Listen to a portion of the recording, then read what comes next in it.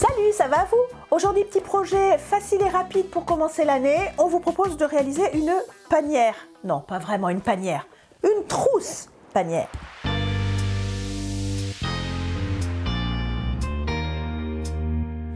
Pour ceux qui ne me connaissent pas, je suis Sophie alias Sewing So, je suis couturier tailleur dans la campagne girondine. On est ravis de vous accueillir dans la cabane pour notre saison 4. Wow. Je vais commencer par m'excuser pour le ton de ma voix, je pense que vous l'entendez, je suis un tout petit peu, beaucoup enrhumée. C'est le barbu qui m'a refilé un virus pour Noël, merci. Tu aurais préféré un bijou? Le projet du jour est extrêmement facile et rapide à réaliser une fois qu'on en a compris le principe. On a donc une panière qui va pouvoir se fermer grâce à une fermeture à glissière. Et en fait, le principe, c'est que cette fermeture à glissière, elle est montée d'une façon un peu particulière. Elle est montée sur elle-même, c'est-à-dire qu'en fait, on n'a qu'un côté de fermeture à glissière qui est replié sur lui-même. Et du coup, quand on la ferme, on a une vraie trousse, mais quand on l'ouvre, on a une ouverture qui correspond bien à l'ouverture que l'on attend d'une panière. Le modèle que je vais réaliser avec vous fait 12 cm de haut, enfin 13 si l'on rajoute notre fermeture à glissière, et elle a un fond qui est aussi un carré de 12 par 12. Vous retrouverez dans la description un lien vers le blog sur lequel il y aura toutes les dimensions, des découpes à faire, ainsi que des conseils tissus. Mais en fait, les conseils tissus, ils vont être très simples. On trouve des chutes qui n'ont pas d'élasticité. Et bien sûr, il y a aussi un ingrédient que vous ne voyez pas, mais qui est la garantie de bonne tenue pour n'importe quelle panière, c'est un petit peu d'entoilage thermocollant. Et puisque, vous l'avez compris, cette version est déclinable en toute taille, si vous êtes sage, et si j'ai assez de demandes dans les commentaires, on va partir sur 20 commentaires minimum qui me le demandent, je pourrais créer une petite fiche mathémagique, comme j'aime bien faire, pour vous permettre de le réaliser dans n'importe quelle taille. Allez, c'est parti pour les découpes!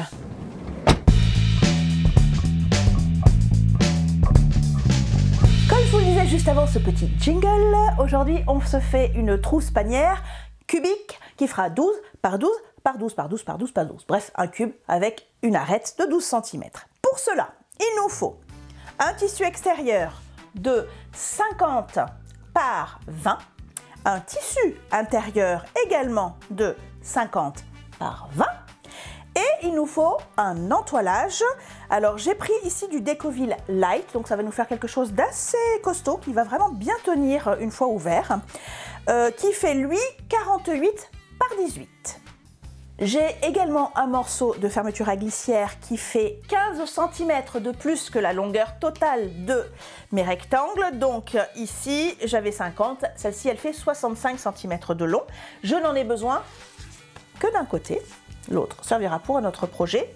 Et évidemment, il me faut le curseur qui va aller avec. Et pour finir, un petit morceau de tissu pour faire une propreté à notre fermeture à glissière. Celui-ci fait, quel que soit votre modèle, 10 par 6. On est prêt à se mettre au boulot.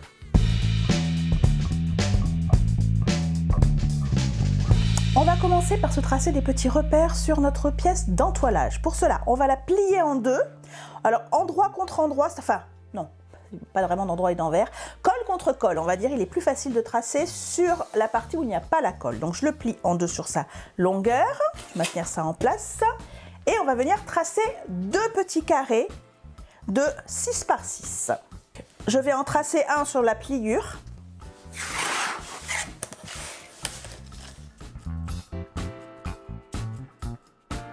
Et je vais venir tracer l'autre sur le côté opposé, donc là où les deux pièces se superposent. Et on peut découper déjà ces deux petites parties.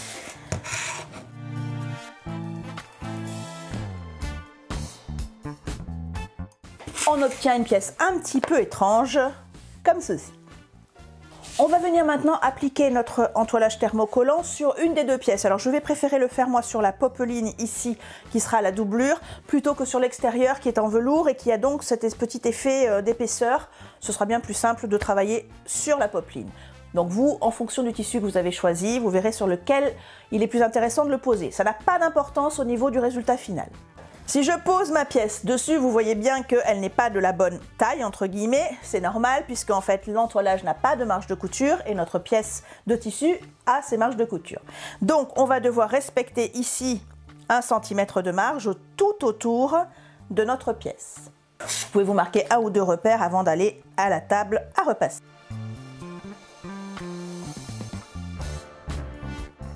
Allez, faites chauffer les fers.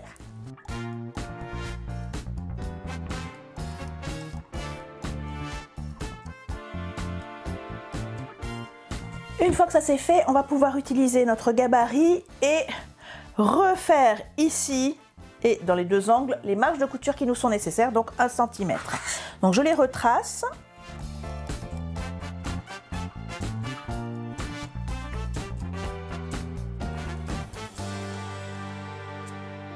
Et je vais venir donc découper ces parties qui ne me servent à rien.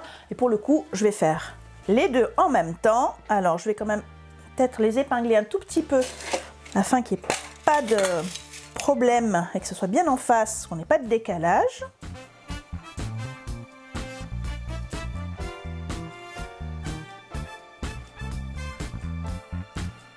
Ça y est, nos pièces ont leur forme définitive, on va pouvoir se lancer en couture. Munissez-vous de votre pièce intérieure et de votre unique morceau de fermeture à glissière. On va chercher le centre de celle-ci. Hop. Donc en pliant tout simplement, je me fais un tout petit triangle. Hop. Et je vais chercher également le centre de ma pièce ici, avec un petit triangle. Ok. On va venir positionner notre fermeture à glissière envers contre l'endroit ici. Donc on aligne l'écran que l'on vient de faire. Je vais utiliser des pinces, c'est le plus simple. La particularité de ce type de pose de fermeture, c'est qu'elle va être prise dans la couture du tissu sur la plupart de la longueur de l'ouvrage, mais pas à son extrémité. Donc il va falloir la faire sortir de sa marge de couture. Pour cela, on va la tirer vers l'intérieur du tissu. Et on va se mettre un repère, il faut que les deux côtés soient équivalents. Donc moi j'aime bien utiliser 3 cm de repère. Donc je prends mon saucomètre, mon saumomètre, et je me trace 3 cm du bord.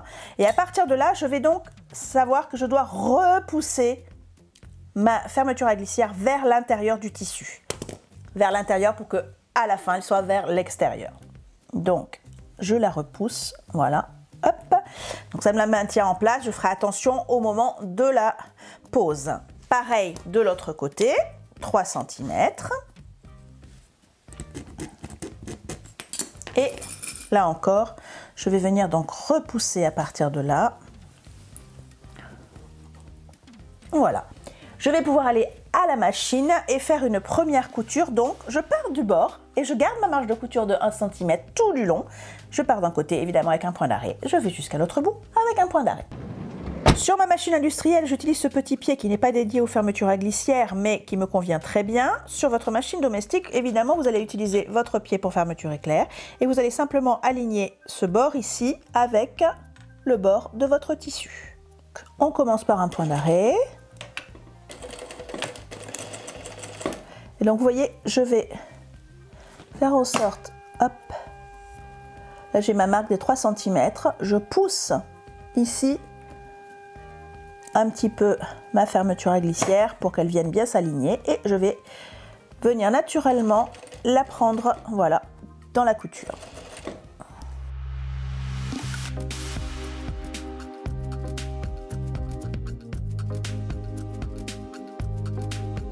J'approche de l'autre extrémité, donc je vais essayer de garder la fermeture à glissière bien en ligne droite jusqu'à ma marque.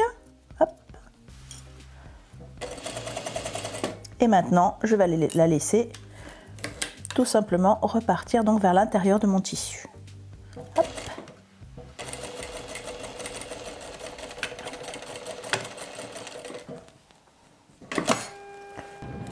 On va pouvoir maintenant venir placer la pièce extérieure sur la pièce intérieure, donc endroit contre endroit. On va bien les aligner évidemment et on va les épingler de façon à pouvoir venir donc enfermer notre fermeture à glissière en sandwich.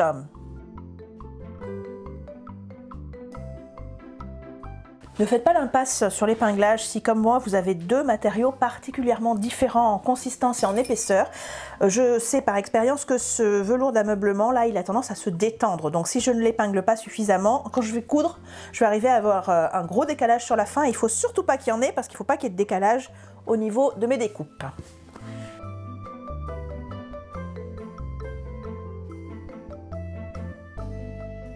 Pour coudre, on va se mettre de façon à avoir la ligne de piqûre que l'on a fait précédemment face à nous, puisqu'on va essayer de retomber dans les mêmes, pas trous, mais au moins sur la même ligne.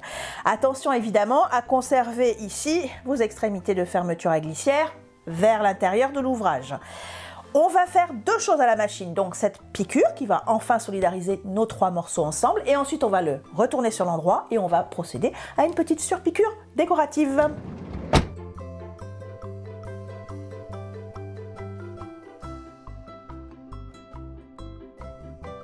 On va pouvoir maintenant donc surpiquer, on va ouvrir évidemment, retourner de façon à avoir l'extérieur face à nous.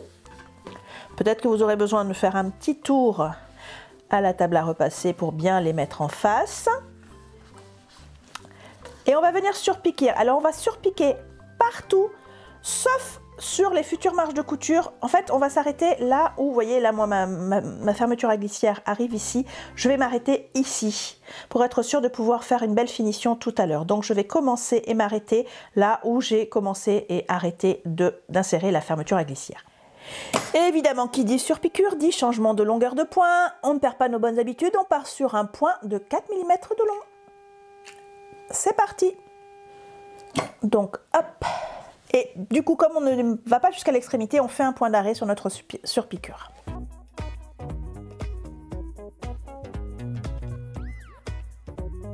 Donc je m'arrête ici, à l'endroit où j'ai la fermeture qui s'en va vers l'extérieur. Point d'arrêt. Et voilà. On va maintenant pouvoir engager notre curseur sur notre fermeture à glissière, et pour ça je vais aller sur mon enfileur super hyper technologique que le barbu m'a fabriqué. Mon truc en wifi.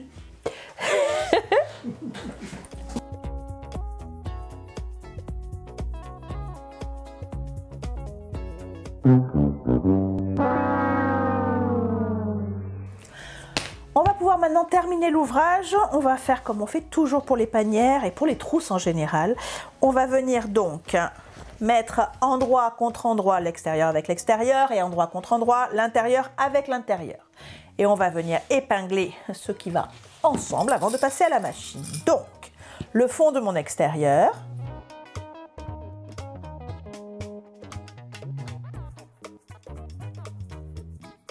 Et on va aussi épingler le côté à coudre, puisque celui-ci est simplement la pliure du tissu. Et on va faire très attention, évidemment, quand on va aller coudre, à dégager la fermeture à glissière. On a pris l'effort de ne pas la prendre dans la couture, on va vraiment l'enlever. Alors, plutôt vers l'intérieur, parce que c'est plus facile. Et vous voyez, on va aligner ici nos jonctions entre les deux tissus.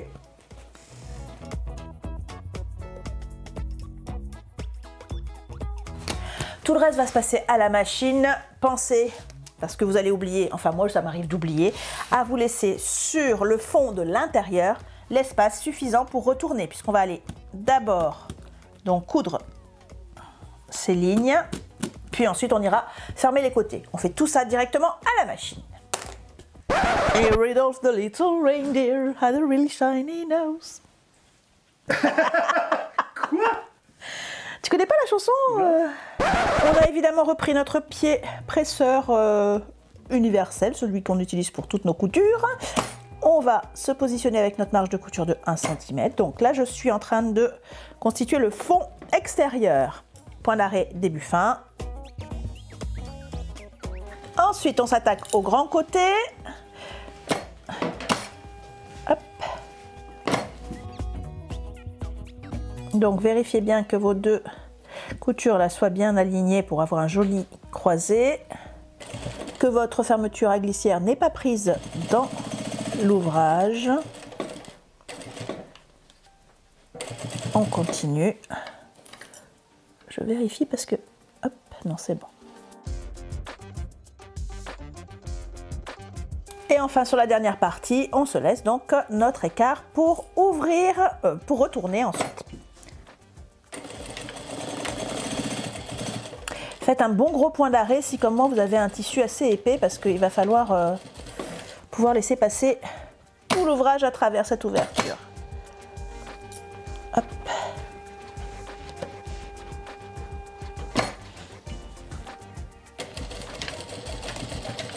Je le double carrément mon point d'arrêt.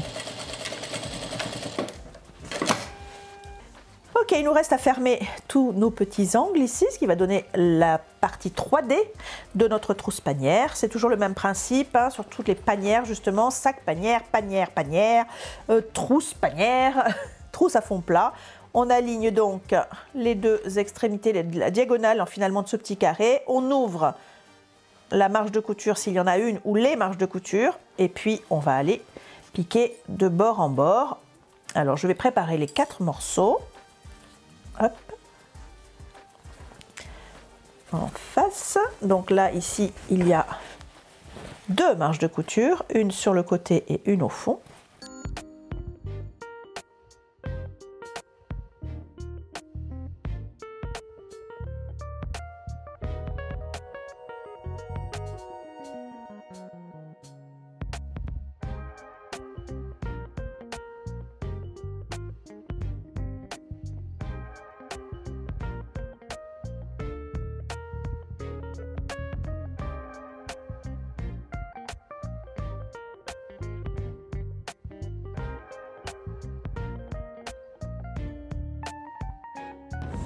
C'est le moment de la récompense de la couturière ou du couturier. On va aller tout retourner. Ouh là là, j'ai fait une petite une ouverture bien étroite, mais ça devrait passer quand même. Allez, patiemment, petit bout par petit bout. Le Decovil Light, c'est bien costaud, donc voilà. Hop, une panière. Il faut attraper et faire passer la fermeture vers l'extérieur. Voilà.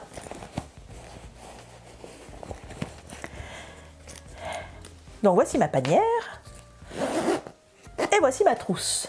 Il nous reste à faire ici une petite propreté quand même de finition et évidemment à aller fermer l'espace qu'on avait gardé pour retourner. Petite astuce, au lieu de mettre le curseur quand je vous l'ai montré tout à l'heure, vous pourriez ne le mettre que maintenant. C'est la preuve que je suis un petit peu malade, je ne l'ai pas mis au bon moment. C'est plus simple de le mettre maintenant que tout à l'heure. Pour notre propreté, on va commencer par plier endroit contre endroit sur sa grande longueur notre petit morceau de tissu qu'on avait prévu. D'ailleurs, c'est rigolo, sur cette trousse-là, c'est exactement la taille de ce que l'on a découpé. Mais pour d'autres, ce ne sera pas le cas. Donc, on va endroit contre endroit le plier comme ceci et rabattre la marge de couture extérieure. Donc on va rabattre 1 cm ici et pareil de l'autre côté. Donc on a quelque chose, voilà, ici, plié comme ceci. Et on va venir le coudre sur les 2 côtés restants avec une marge de couture de 1 cm et des points d'arrêt au début et à la fin.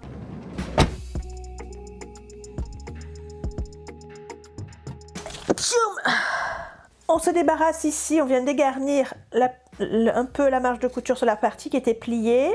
Hop. On va retourner sur l'endroit.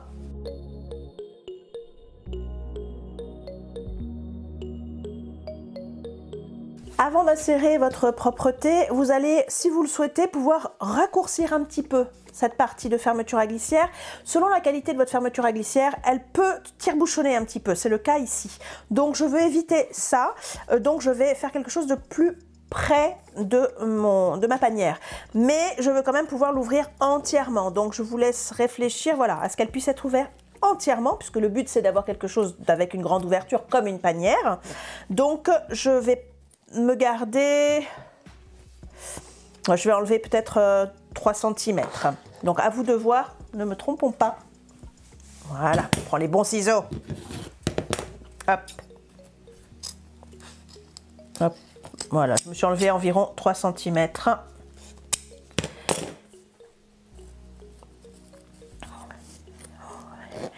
Et je vais aller faire donc une petite surpiqûre sur les 4 côtés avec un point donc de 4 mm de long et ça fixera et finira notre ouvrage. Puis j'en profiterai pour fermer ici l'ouverture à l'intérieur quand même.